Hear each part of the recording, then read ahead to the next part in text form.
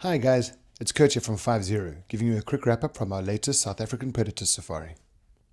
Starting in the beautiful city of Cape Town, our luck kicked in early with brilliant weather, giving us amazing views from the top of Table Mountain. We then went down to both Cape Point and the famous penguin colony, each of which is definitely worth a stopover. The real highlight of Cape Town on this safari was, however, the great white sharks. We took a boat out to a little rock called Seal Island, which is one of the sharks' favorite hunting ground, and we were lucky enough to get 6 good sightings of a rather large shark from both in and out of the water. Cape Town is one of the most beautiful cities in the world, but we were soon off and heading on safari.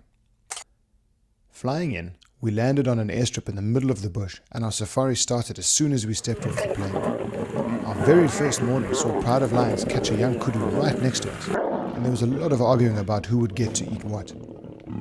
The next day, it was the leopard's turn, with a bushbuck falling victim to a stealthy female. This turned out to be one of the best sightings I've had of leopards. She dragged the kill through the entire riverbed right towards us in amazing morning light, giving us all plenty of opportunity to get some very memorable images. When she reached the river itself, we were a little confused as to what her next move would be, but she had no problem clearing the watercourse with one amazing leap. It was an incredible show of strength. In between all of this action, a honey badger popped up and was scurrying about in the riverbed, looking for anything to snack on. The leopard and lion action didn't end there, as we saw several more leopards throughout the safari, both hunting and feeding, and a few more prides of lions going about their business. While this safari concentrates on the predators, we always make sure to dedicate some good time to the other species that can be seen in the area, and found ourselves in the company of elephants, rhinos, buffaloes, giraffe, zebra, and so much more. The accommodation was superb and provided an amazing base for the wonderful sightings we were having, with delicious food and very friendly service.